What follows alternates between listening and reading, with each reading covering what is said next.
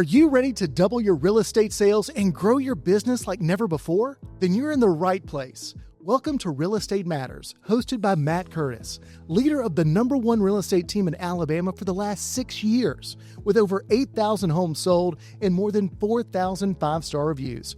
Matt's proven strategies speak for themselves. Ready to double your sales with expert strategies? Let's dive in. This is Real Estate Matters. Let's get started.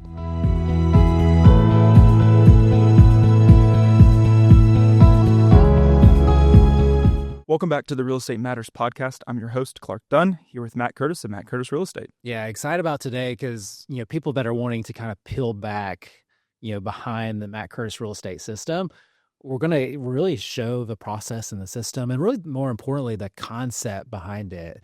So we'll talk about flywheels today. Yeah. So to get us started, define what a flywheel is. Well, a flywheel, I came across this concept from Jim Collins, Good to Great, Great by Choice, great business author. But basically a flywheel is something that it's a wheel that as you first spin it, start pushing that wheel, it's extremely hard. Yeah, so it's really, really difficult. Like you're using all your energy to get around one rotation. And then that second rotation becomes a little bit easier, starts to get a little bit easier. And then once the thing is in motion, it's almost going on its own. You're barely having to put any force behind it, or if you're putting a lot of force in it, it's just really going really fast. Yeah. And so talk a little bit about kind of looking at it from the success of a new agent in terms of of a flywheel. Yeah. And that's, I think, one of the biggest challenges for the real estate industry and agents in general is, we did a podcast about talking about the wrong questions. Probably another wrong question would be like, how long have you been selling real estate? Because a lot of what happens is they don't have this process. And so every year is like this. They're never gaining any momentum because they're repeating the same mistakes every single year, and they don't have a proven process that works. Yeah. And so it's interesting because, like you said, like as the momentum starts going, we've had this conversation. We had this before we got started of just like, how's the new year going? It's like, if you get this flywheel going, you really don't have that lull of like starting over at zero every year. Oh yeah, absolutely. So talk a little bit, so kind of as we've talked a little bit about the new agent side of it and kind of going into that, let's kind of break down a little bit about what this flywheel is from the Matt Curtis Real Estate perspective. Yeah.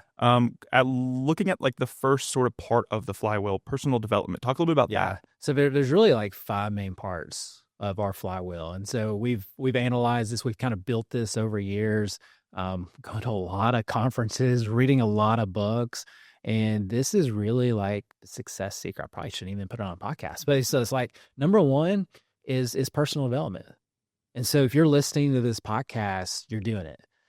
Personal development is podcasts, coaching, it's reading books, taking a mentor out to lunch. It's growing because I learned really early on in my career that you could double your income every 2 years, but you had to commit to an hour a day of getting better.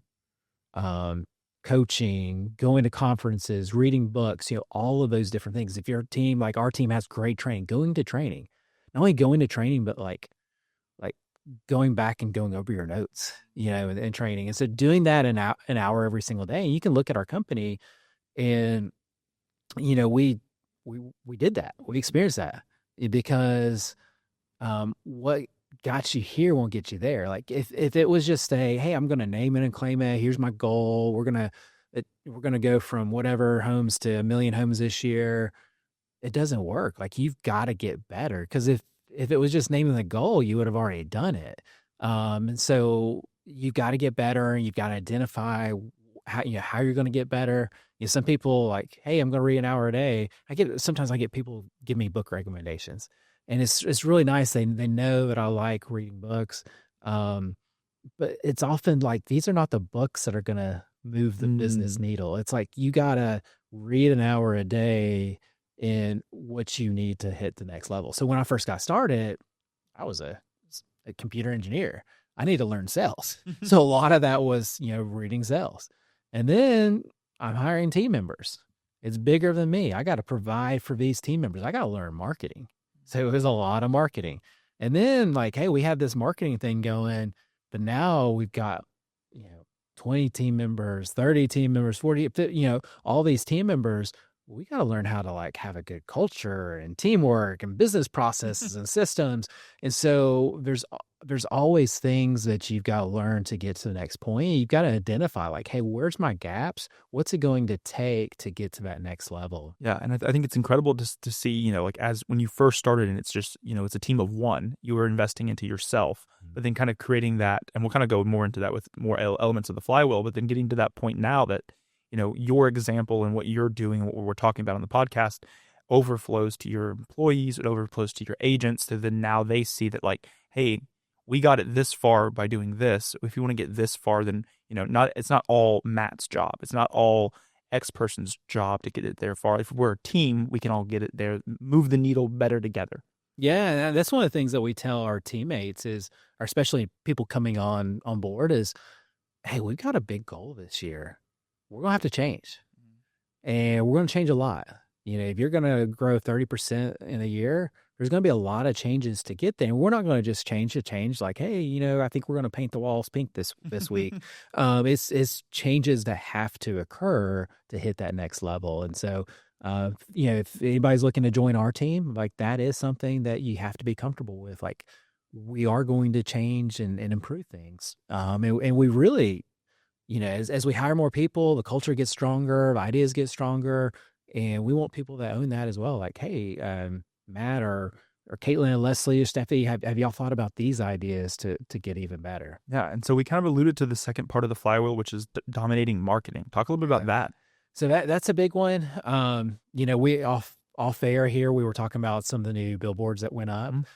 We've made another significant investment in billboards this year and changed a lot of designs up and different things. But, for us, what works is we want to dominate the market in terms of marketing. And so I think a lot of real estate agents, a lot of real estate teams make some big mistakes in that regards. One of the biggest mistakes I see is they just learn one marketing thing, billboards or Zillow, or Realtor.com or web leads or whatever it may be. But if you put all your eggs in one basket, the cheese, that book, Who Moved My Cheese, the cheese will get moved because you're buying somebody else's platform at the end of the day. Like if you're doing Facebook ads or Google ads or Zillow ads or Realtor.com ads or billboard, it doesn't matter. They own that product and they can change it and they will change it. You look at all these new social media platforms that come out, like it's like super cheap in the beginning. PPC was super cheap in the beginning. They get you in there. It's kind of like crack. Like they get you in there, they get you, going on it, and then they change it and it gets more expensive. And so you put all your eggs in those one basket. Like a few years ago, our values, our methods, everything is the same, but the difference is like what worked, 4 years ago. Some of it still works. Not all of it still works. Like things are different. And so that's really important for us, having multiple pillars. I think another mistake a lot of people make is they just try to get all these pillars at once. Like you should get one pillar and get really deep and get really good at it, and then add a second one, get really deep and get really good at it. So that's another thing. Don't spread yourself too thin. Make sure, you dial in and figure out the lead source. So we're talking about billboards. The other big mistake I've seen in this town is you look at people and you're like, all right, this guy has a lot of billboards. That must be the key to success. And they don't look at the underlying reasons and the foundation, everything else. They're on the outside looking in, trying to figure it out. Like, oh, well, that's the easy fix. I just buy a bunch of billboards. And I've seen a lot of agents and teams and brokerages try that. And every single one of them have lost their shirt on it and stopped. And because they don't understand the principle and the concept. And so there's a principle and concept to billboards, and they didn't get it, and they just started spending money on it. They don't know the right messaging. They don't know when to do it. They don't know the other sources that you have to have in place to make it work. And so, dominant marketing is a number one thing for us. That's like the one thing that I stay super, super involved in. And we're always thinking about how can we get better in that regard? So that's a big thing. So that's really a big part of the personal development side too. So I talked about like, hey, it was sales, and it was marketing. Most of my personal development right now is in marketing. There's this one concept, this one strategy that I don't think we're very good at yet. And we're just going super deep into it right now. We're about to get really good at it. Yeah. And I think that, like, we've talked about that lesson of just not spreading yourself, like not putting all your eggs in one basket, and being able to being okay to learn the different elements of the marketing and like kind of figuring out if it works for you. But I think also for those agents, it's also about, hey, if it's not working, don't just continue to pour money and effort into something. Like at a certain point, be okay to pivot and change. But like having multiple pillars allows you to change and allows success to still come your way. Right. Yeah, that's another Jim Collins concept. He called it fire bullets before you fire cannonballs. So if there's a ship over there, they're enemies and we're fighting them. I've got, some gunpowder here. Some people will be like, oh, I see it. I'm going to put all my gunpowder in. I'm going to blow that ship up. Put all your gunpowder in and you miss. You're a sitting duck. You're dead. You're right. Same thing with like real estate. If you put all your eggs in one basket, you don't know if it's going to work. That's a big gamble. Like you're broke. You're out of business. So a better concept, and here's what we do: put a little bit of gunpowder in. We aim. Oh, we fired. We missed. Okay, it looks like we're off by a couple feet this way. Whatever. Put some more gunpowder in. Fire again. You keep doing that until you hear a ding. You hit metal.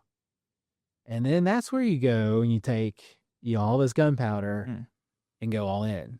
So there's two concepts. Number one is you always got to be testing things, improving them. Don't go all in the beginning. The second thing is, and this is where a lot of people fail, is they don't have the guts to go all in. Like you proved it. Like it worked. It worked. You got to go all in. You got to go.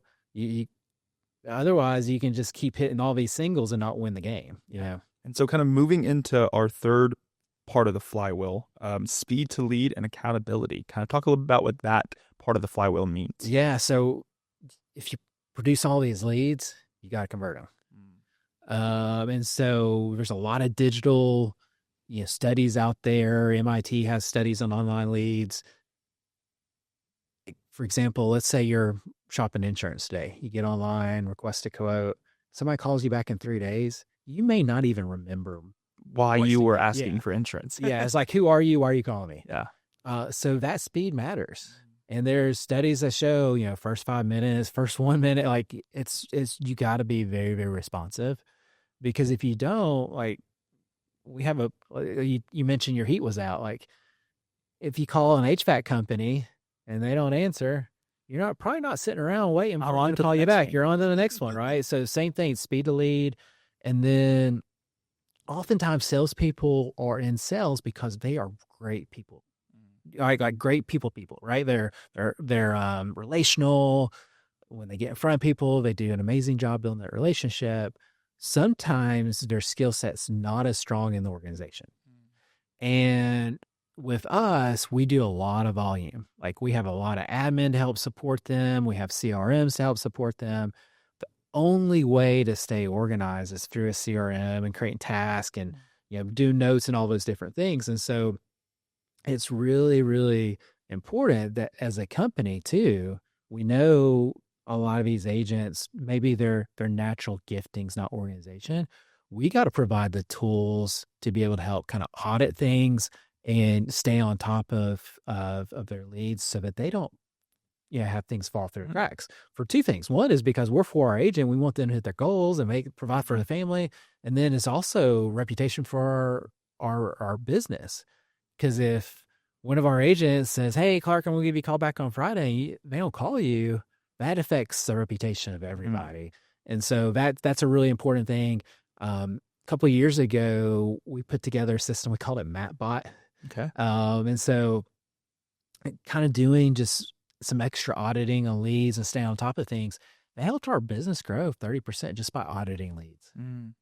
And I think too that the conversation of, that if they don't call back, it hurts the reputation of the business as a whole, kind of leads into the next part of the flywheel, which is 5-star reviews. It's been a huge part of your growth. Talk a little bit about that and kind of the importance that your team and the business has in reviews. Yeah. So we talked about, billboards, and we're talking offline. A few years ago, one of the messaging out there we had is every home deserves 5-star service. It doesn't matter whether it be $100,000 home or $1 million home, every home deserves 5-star service. And that was an important distinguisher. Like, I think we were like the number 2 team at the time. And that helped catapult us to the number 1 real estate team because it helped differentiate us from other companies out there. Because good marketing brings out like what a core value is.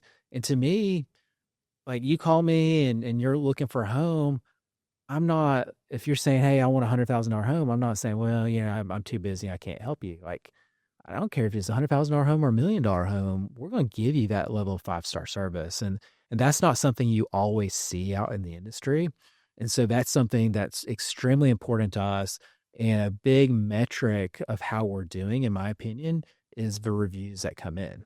Like, we have over 4,000 5-star reviews. We got more reviews than probably all the other real estate companies combined, because we focus on that level of service and we measure it.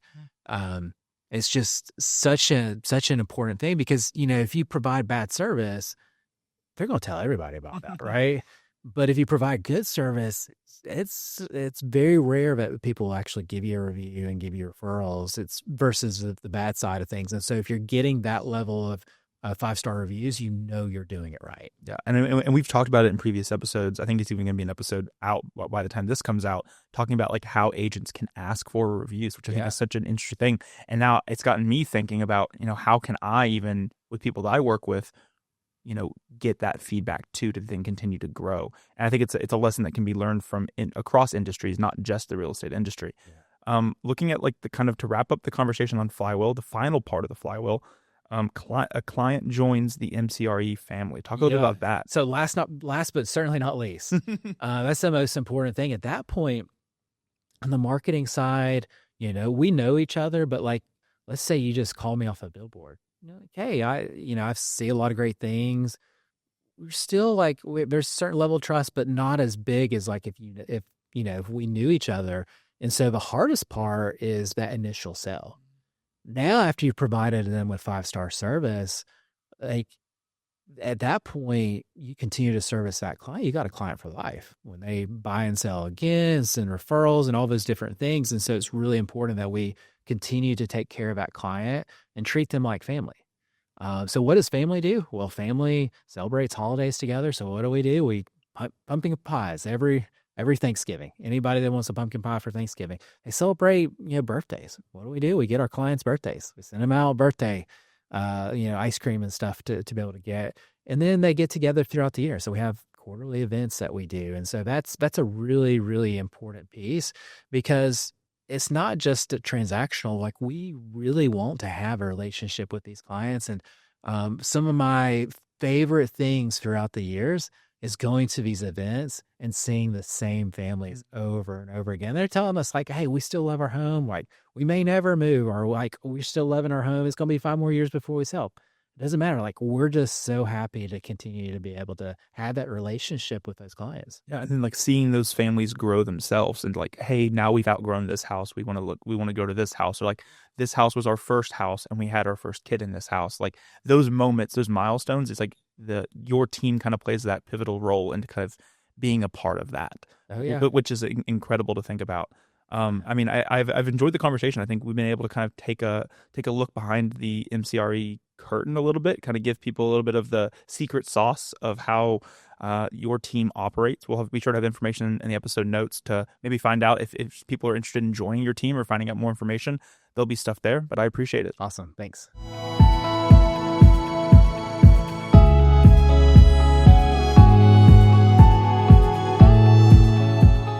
That's a wrap for this episode of Real Estate Matters, helping you double your sales and build a thriving business.